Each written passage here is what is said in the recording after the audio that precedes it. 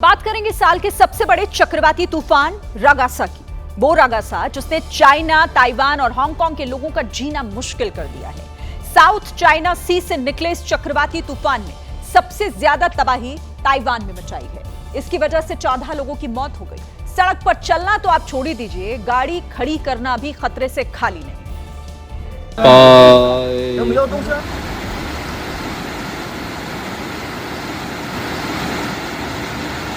लोगों ने गाड़ियां खड़ी कर घरों के अंदर खुद को सुरक्षित रखने की कोशिश की तो बाहर उनकी गाड़ियां पानी में तैरती हुई नजर आई। सड़कों पर गाड़ियां, घर के सामान तो बह ही रहे थे। इसके साथ कुछ ऐसे लोग भी दिखे जो बिजली के खंभे पकड़कर किसी तरह सैलाब के निकल जाने का इंतजार करते रहे। कुछ ऐसे बदकिस्मत भी थे जिन्हें सैलाब ने चारों तरफ से घेर लिया था। चक्रवाती तूफान रागासा के असर से ताइवान में इतने बादल बरसे कि चारों तरफ सैलाब आ गया। पानी की इसी तेज धार में बहकर 14 लोगों की मौत हुई, 18 लोग घायल हैं और 30 लोग बहकर कहां चले गए किसी को नहीं पता। देखिए, रागासा को सबसे खतरनाक चक्रवाती तूफान यूं ही नहीं कहा जा रहा है। ताइवान में अपना खतरनाक रूप इसने दिखाया। न सिर्फ गाड़ी, घर के सामान, बल्कि बारिश के बाद आया सैलाब एक पुल को भी अपने साथ बहा ले गया। एक झील में बारिश का पानी इस कदर बहने लगा कि उसने ब्रिज को ही चकनाचूर कर दिया। ब्रिज का बड़ा हिस्सा सैलाब के साथ बहता हुआ दिखाई दिया। तेज बहाव के साथ आया पानी ताइवान के हुआलिन राज्य की सड़कों को अपने कब्जे में ले चुका था। जहां कभी गलियां थी वहां सैलाब का रास्ता बना। वो ट्रक जो किसी मशीन से ही खींचा जा सकता है, वो सैलाब के जोर में किसी तिनके की तरह बह रहा था।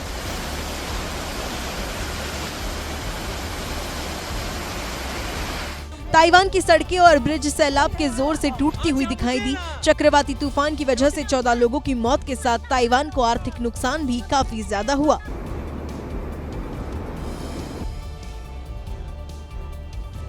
देखिए, ताइवान के साथ चक्रवाती तूफान ने हांगकांग को भी बड़ा नुकसान पहुंचाया है।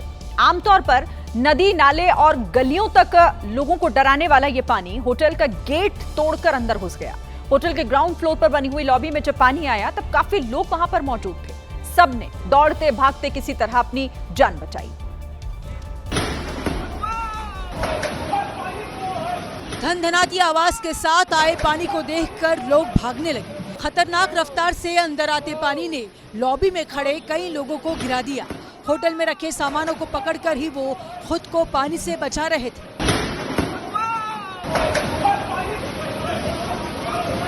एक दूसरे सीसीटीवी वीडियो में पानी रेस्टोरेंट के अंदर घुसता दिखा।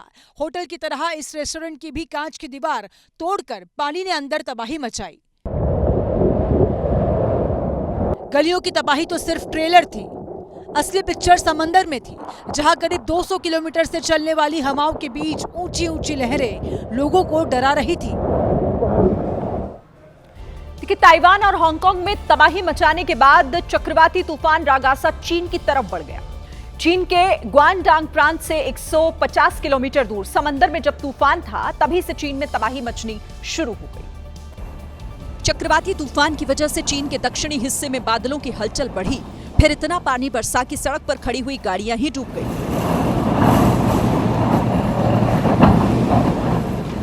न सिर्फ डूबी बल्कि ये गाड़ियां तेज हवाओं के साथ बहती जा रही थी।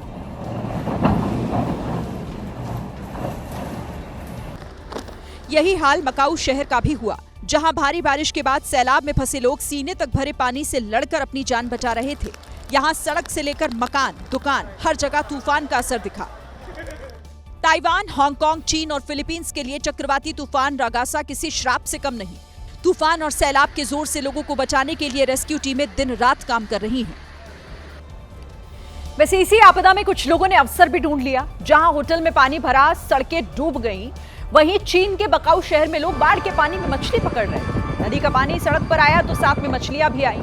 उन मछलियों को पकड़ने के लिए कुछ लड़के सड़क पर दौड़ रहे थे। कुछ देर तक मछली का पीछा करने के बाद आखिरकार उन्होंने उसे पकड़ लिया। अब तूफान की तबाही झेलने के बाद वो मछली पकाकर खाएंगे।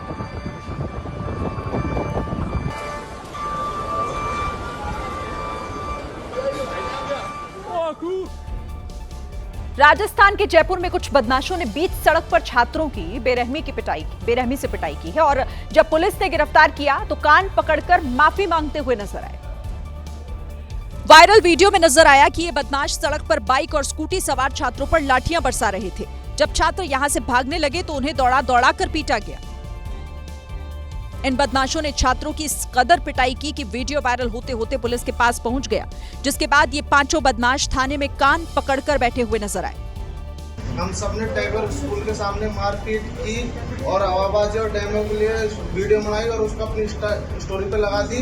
हमसे गलती हो गई, हमको पुलिस ने सबक सिखा दिया है, आगे से ऐसी गलती नहीं होगी। हम अपनी गलती के लिए माफी चाहते हैं। माफी मांगने के बाद ये लड़के खड़े हुए और सीधे लॉकअप में चले गए। नवरात्र में यूपी पुलिस की महिला ब्रिगेड अपराधियों पर काल बनकर टूट पड़ी है। इस महिला ब्रिगेड ने 2 दिन में 2 एनकाउंटर कर यूपी में अपराधियों में खलबली मचा दी है। नवरात्र के पहले दिन यूपी पुलिस की वर्दीधारी दुर्गाओं ने गाजियाबाद में बदमाशों को ठोका। फिर नवरात्र के दूसरे दिन दुर्गा का रूप धारण करके बागपत में एक अपराधी को लंगड़ा कर दिया। अब बड़ा सवाल है कि अगला नंबर किसका है। तो आप क्यों किया था? पुलिस पे चलाएगा गोली? नहीं सर, मैं क्यों चलाई थी पुलिस पे? मैं बचने के लिए चला दी थी। मैं गाजियाबाद की तरह जब यूपी पुलिस की लेडी सिंघम बागपत में एक बदमाश पर दुर्गा बनकर टूट पड़ी तो बदमाश की सारी हेकड़ी निकल गई और बदमाश पानी मांगने लगा। आरोपी की पहचान बड़ौद के रहने वाले आनिस के रूप में हुई है, जो अपनी नाबालिग बहन पर हमला करने के बाद से फरार था। कोलकाता में भारी बारिश के बाद कई दुर्गा पंडाल आज भी पानी में डूबे रहे और यही वजह है कि शायद इतिहास में पहली बार कोलकाता में दुर्गा पूजा की चमक फीकी पड़ गई है।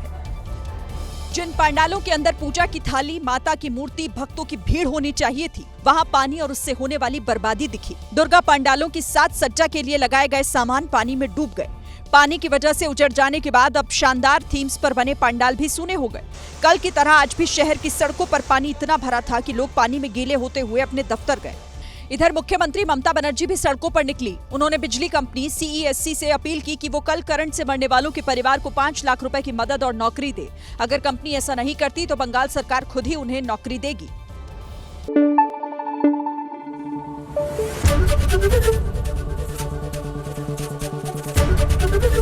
ABP न्यूज आपको रखे आगे।